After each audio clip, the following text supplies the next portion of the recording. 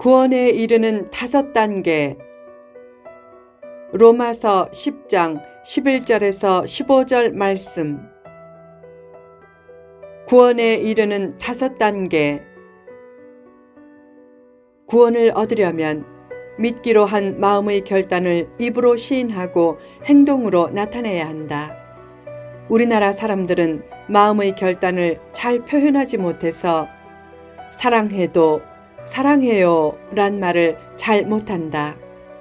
그러나 예수님을 진정으로 사랑하면 자신이 믿는 예수님을 사람들 앞에서 시인하고 증거하면서 성도답게 행동해야 한다. 어떻게 구원에 이르게 되는가? 5단계의 요건이 있다. 1. 예수님을 부르라. 누구든지 예수님을 믿고 예수님의 이름을 부르면 차별 없이 구원을 얻게 하신다. 초대교회 때는 예수님을 주님이라고 부르는 것이 아주 어려웠다. 그때 로마 병사에게 잡히면 가이사가 주시다 라는 고백을 강요당했다.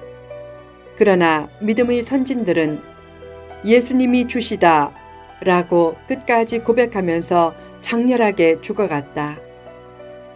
그런 핍박이 없어도 생사의 갈림길에 선 사람처럼 예수님을 주님으로 진심으로 고백하라. 가끔 대중 앞에서 예수님을 믿는다고 공개적으로 말하므로 손해와 어려움이 예상되는 상황이 생긴다. 그때도 용감하게 예수님을 내 주님으로 시인하라. 인간적인 죄와 허물과 연약함으로 인해 아무리 추락한 모습을 보여도 예수님을 내 주님으로 시인한 영혼은 하나님의 마음에서 삭제되거나 하나님의 시선 밖으로 제외되지 않는다. 2. 믿음을 가지라. 누가 예수님을 주로 시인할 수 있는가? 예수님을 믿는 사람이다. 초대교회 때 주의 이름을 부르면 목숨이 위태했기에 예수님에 대한 온전한 믿음이 없으면 예수님의 이름을 부르지 못했다.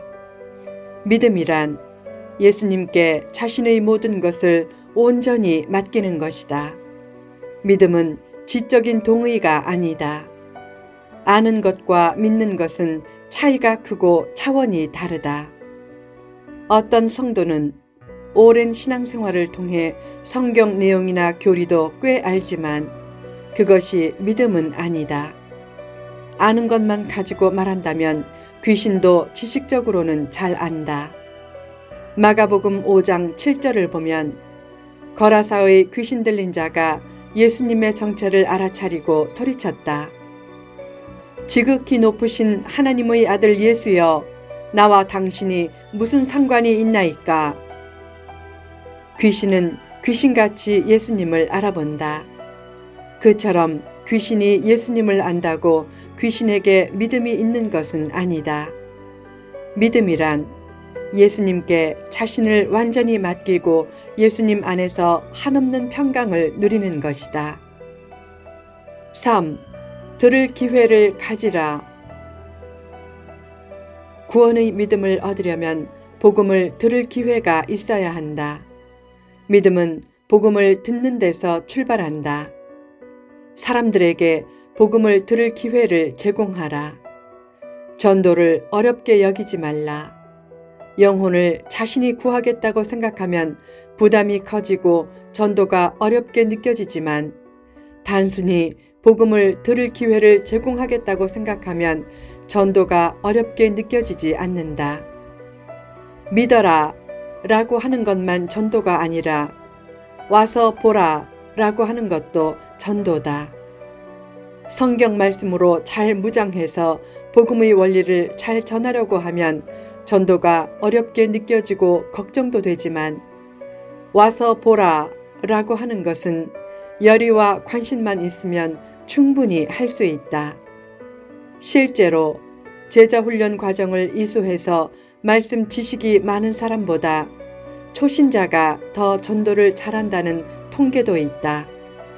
전도는 영적인 지식으로 하는 것이 아니라 관심과 열의만 있으면 할 수 있기에 힘써 우리 교회에 한번 와보세요 라고 하라.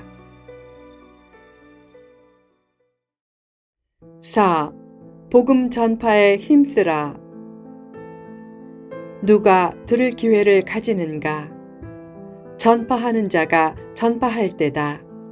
이 땅에 교회와 성도가 존재하는 이유는 복음 전파를 위해서다. 전도는 하나님께는 영광이 되고 각자에게는 상급이 된다.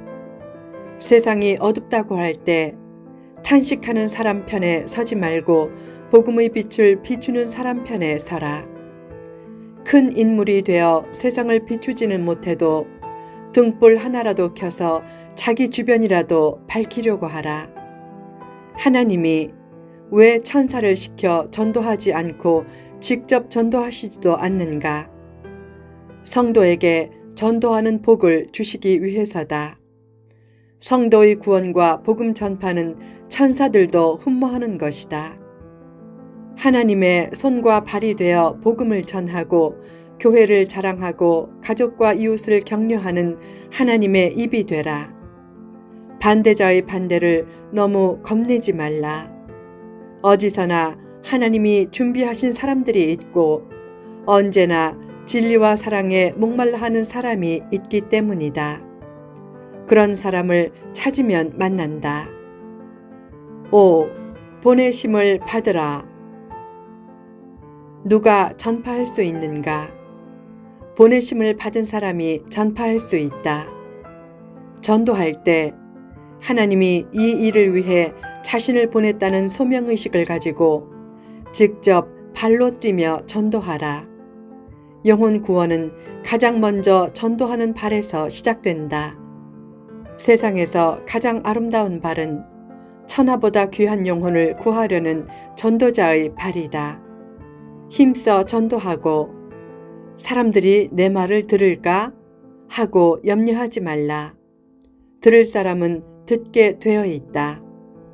참된 신앙을 가지면 가만히 있지 못하고 복음을 전파할 마음을 가지게 된다. 마음으로 믿는 것과 입으로 시인하는 것은 동전의 앞뒤와 같다. 자신이 믿는 예수님을 겉으로 나타내지 못하고 사람들에게 시인하지 못하면 아직도 믿음이 부족한 것이다. 진실한 믿음을 가졌다면 만나는 사람마다 자신이 체험한 예수님을 전해야 한다. 예수님이 남기신 최후의 유언은 가장 중요한 명령이기에 지상명령이라고 하는데 그 지상명령은 바로 전도였다. 전도는 해도 되고 안 해도 되는 것이 아니다. 전도는 하지 않으면 안 되는 절대 명령이다. 그처럼 전도를 절대 명령으로 알고 순종하면 교회도 새롭게 되고 부흥의 역사도 펼쳐질 것이다. 누군가 말했다. 아름다운 발을 가진 성도가 교인 중 15%만 있어도 교회는 성장한다. 교인 7명 중 1명 이상은 전도의 열정이 있어야 교회가 성장한다는 말이다. 전도하는 삶은 아름다운 삶일 뿐만 아니라 큰 축복을 얻게 한다. 다니엘 12장 3절에 이런 말씀이 있다. 많은 사람을 옳은 대로 돌아오게 한 자는 별과 같이 영원토록 빛나리라. 대통령이나 거부나 인기 연예인의 영광은 단기간에 끝나지만 많은 사람을 옳은 대로 돌아오게 한 자는 별처럼 영원히 빛날 것이다.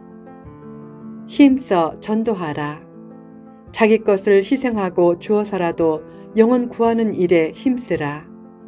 하나님께서 주신 것은 교회 사랑과 전도의 원료로 쓰라고 주신 것이다. 예전에 한 재화점 주인은 이렇게 전도했다. 이번 주에 저와 함께 교회에 가면 구두 한 켤레 선물할게요. 정이 많아 선물에 약한 한국인의 심리를 감안해 선물 공세를 펼친 것이다. 그런 선물보다 더 중요한 것이 지속적인 관심과 사랑이다. 그런 관심과 사랑을 가지고 한 명이라도 전도하면 교회는 큰 힘을 얻는다. 열심히 자신이 믿는 예수님을 사람들 앞에서 입으로 시인하라. 입을 닫고 있으면 부흥의 역사도 기대할 수 없다. 능력 있는 삶과 열매 맺는 삶은 믿음이 없어서 나타나지 않는 것이 아니라 입으로 시인하지 않아서 나타나지 않는 것이다. 전도 집회에 너무 매달릴 필요도 없다. 자기 자리에서 입을 열어 예수님을 시인하는 것이 우선적이다. 늘 영혼 구원에 힘쓰는 아름다운 입술과 아름다운 발의 소유자가 되라.